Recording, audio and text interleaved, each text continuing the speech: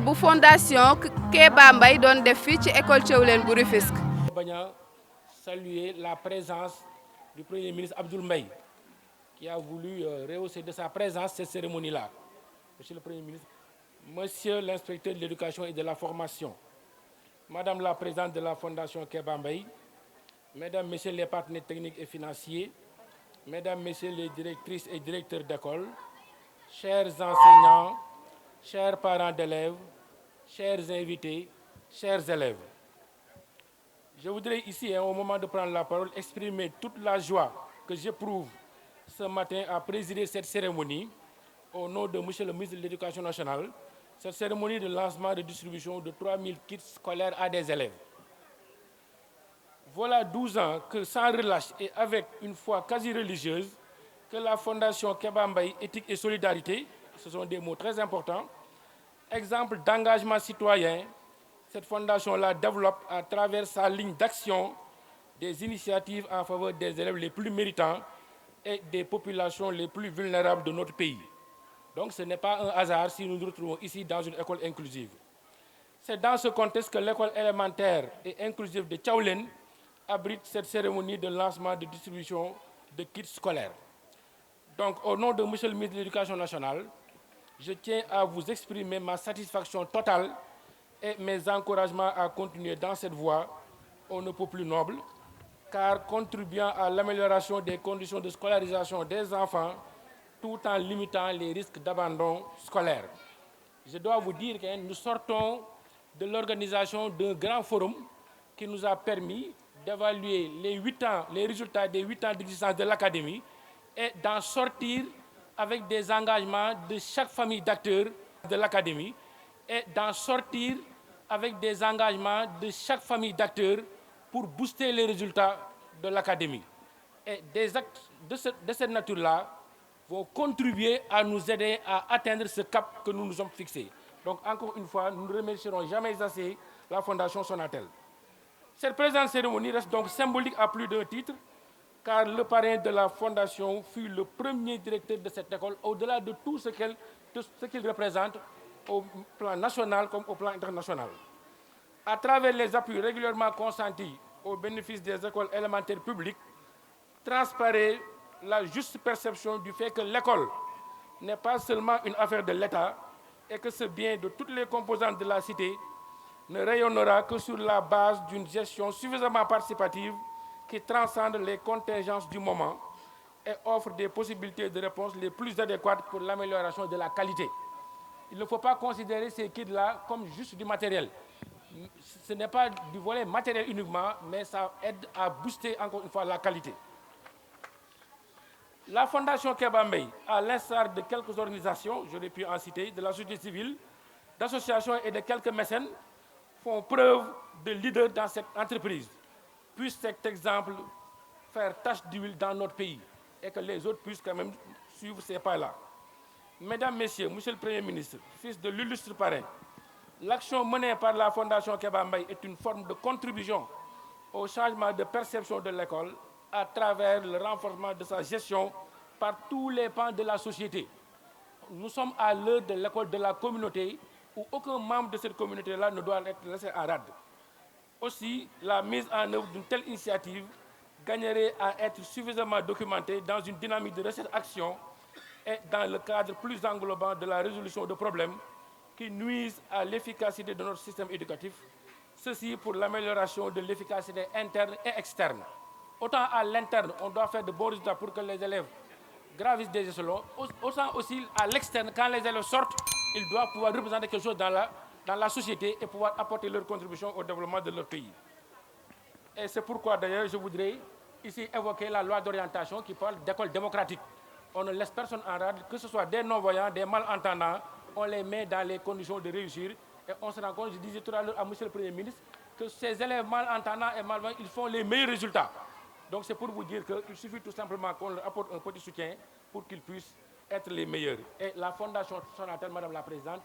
ne se trompe pas de cible. Le ministère de l'Éducation nationale donc encourage cette manifestation de solidarité qui constitue en même temps un bel exemple d'engagement et de persévérance à la dimension de ce que fut la vie du prestigieux parrain. Par la même occasion, je voudrais témoigner ma gratitude à l'endroit du comité d'organisation de la cérémonie, avec à sa tête monsieur le directeur, je crois qu'on l'a suffisamment remercié, de notre bureau à l'inspecteur d'académie, que les gens se détrompent, nous savons ce que les gens font à la tête de leur école et nous avons pu mettre sur notre tablette monsieur le directeur de Thiawlène, monsieur Diouf, qui fait du bon travail, de l'excellent travail. C'est pourquoi l'année dernière, quand je suis arrivé, l'école Thiawlène a fait partie des écoles que j'ai visitées. Je suis venu jusqu'ici lui rendre visite pour tout simplement reconnaître le bon travail qu'il est en train de faire. Mesdames, Messieurs. Fatimata Agne, présidente de la Fondation Kéba Mbaye. Alors nous sommes aujourd'hui ici pour la journée de lancement de l'opération kit scolaire de la Fondation Kéba Mbaye. On le fait pour la 12e année. La fondation a été créée en 2008 suite au décès du juge Kéba Mbaye. Et la mission principale de la fondation, c'est l'éducation. Vous savez tous que Kéba Mbaye, avant d'être juge, a été aussi instituteur.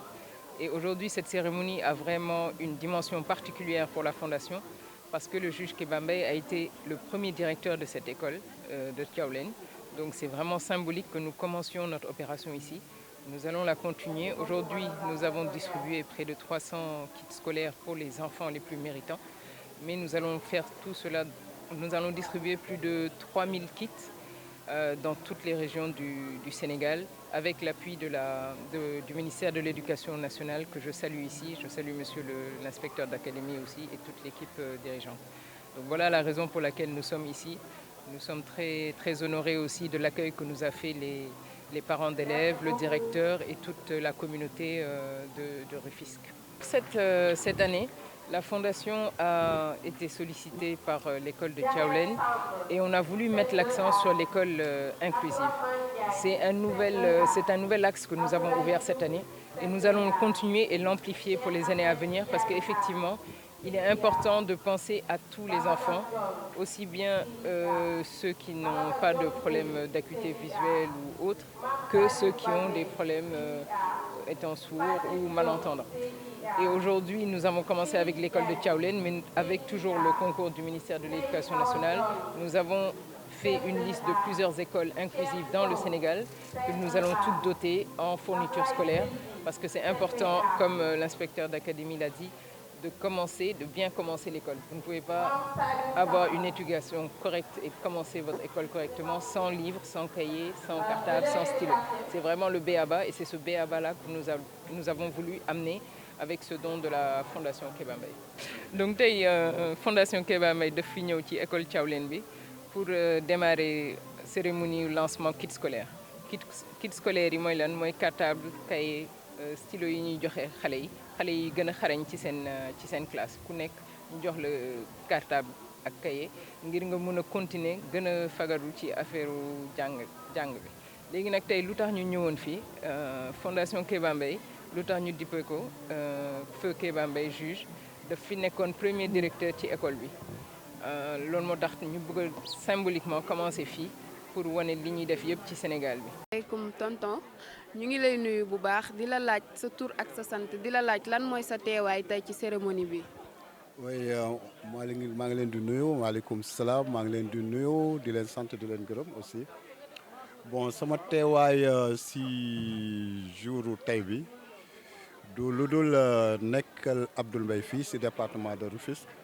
non seulement nekkal Abdoul Mbaye si département de Rufisque mais aussi nekkal CRD fii si département de Rufisque CRD na boo ko déggee mooy booloo bu ay nit booloo muy Abdoul Mbaye LD Debout Pape Sarr Taxawu Dem Mamadou Lamine Diallo 8e vice-président de l'Assemblée nationale ak ñeneen donc ma nekk seen toogal leen fii à Rufisque démb ma dégg ñu ne Abdoul wooma démb dafa war a ñëw fii si Tëngéej pour Fondation Kéba Mbaye muy waajuram man aussi ma rafetlu ko ne loolu moom du politique wante dinaa fa teew ndax yu bari dinaa fa teew ndax bu ñëwee ma talal ko dinaa fi teew ndax ndimbal bi ñuy def aussi muy fondation bi ma yàgg ko dégg yàlla def tey dogal tey ma koy doog a teew di si sant yàlla di si kontaan loolu mooy sama teewaay tey ji si cérémonie bi. représentant Abdoul Mbaye nan nga gisee fondation bi ak li muy def. bon fondation bi moom defe naa moo jiit yàgg na moo tax booy seet le président Abdoul Mbaye moom boolewul politique sax ak fondation bi ma indi la benn exemple rek dama ne ko fondation bi ñu ngi war a ñëw fii man ma dëkk Tëngéej bëgg naa ko médiatiser boobu sax bi ma ñëwee gis fi journaliste yi dama xaw a tiit ñu ne ma non garaawul bàyyi noonu rek kon donc nga xam ne moom boolewul len ak politique c'est-à-dire li muy doxal nii booy seet moom taxu si waxu si gisoo tey sax nanguwul jël parole donc loolu la nit di mel noonu la responsable di mel ku nekk da nga koy jox cëram tey jël na cër bi yëpp delloowaat ko fondation bi moom tey du si leen nee na voilà. jërëjëf. maa ngi présenté wu madame Sène école Thiawlène enseignante à l'école Thiawlène maa leen di nuyu waa Ndanane TV yëpp. madame ñu lay laaj tey en tant que enseignante ci école bi fondation Kéba Mbaye ñëw fi defi don bu am solo nan nga ko gisee. D'abord dañuy commencer par di remercier la fondation Kéba Mbaye di leen sant di leen gërëm ci initiative bu rafet bi ñu def di rafetlu aussi seen présence ci école Thiawlène te di leen xamal ne ñëw na fu mu war a ñëw parce que école Thiawlène umpale wu leen ne Kéba Mbaye il fut directeur dans cette école donc présence am ci école bi dañuy neex dañ koy rafetlu vraiment di ci am mbégte bu kawe macha allah.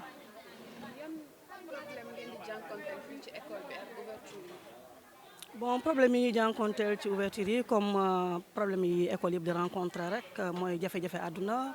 ak vraiment ak conjoncture bi ñu nekk ak jamono fu mu toll ay jafe-jafe ci wàllu jumtukaayu jàng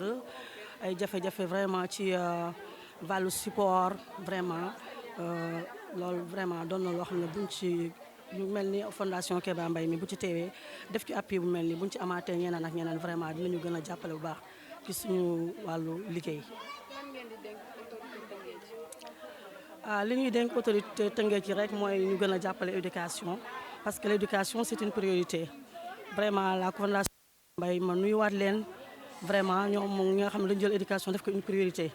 parce que dañ ne boo ne xale mooy ëllëg te avenir moom mooy c'est demain te ku ne la dénk naa la xale mooy ku ne la dénk naa la ëllëg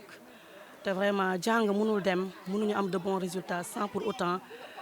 ñu am les moyens pour mën a jàng parce que xale yu bëri dañuy bëgg jàng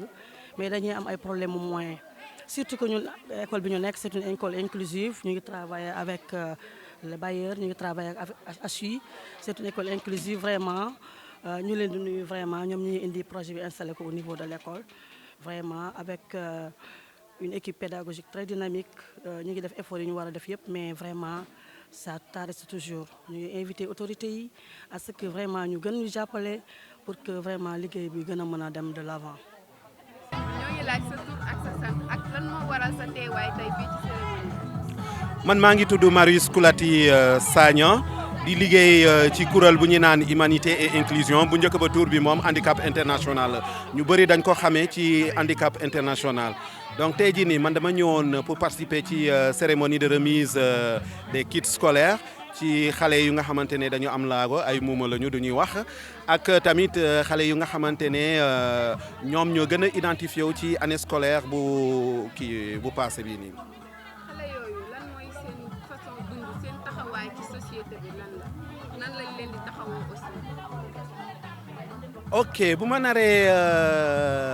répondre ci question boobu noonu seen taxawaay ci société bi dafa xaw a métti parce que tout simplement dafa am ay préjugés yu nga xamante ne société bi boobu la am ci waay laago yi parce que pour ñoom dañu foog ne boo amee doom bu nga xamante ne waay laago la du mun a réussir ci société bi te profession bu nga xamante ne boobu rek moo baax pour moom mooy talal loxo te xam nañu ki nit booy talal loxo ku lay jox yow day mel ni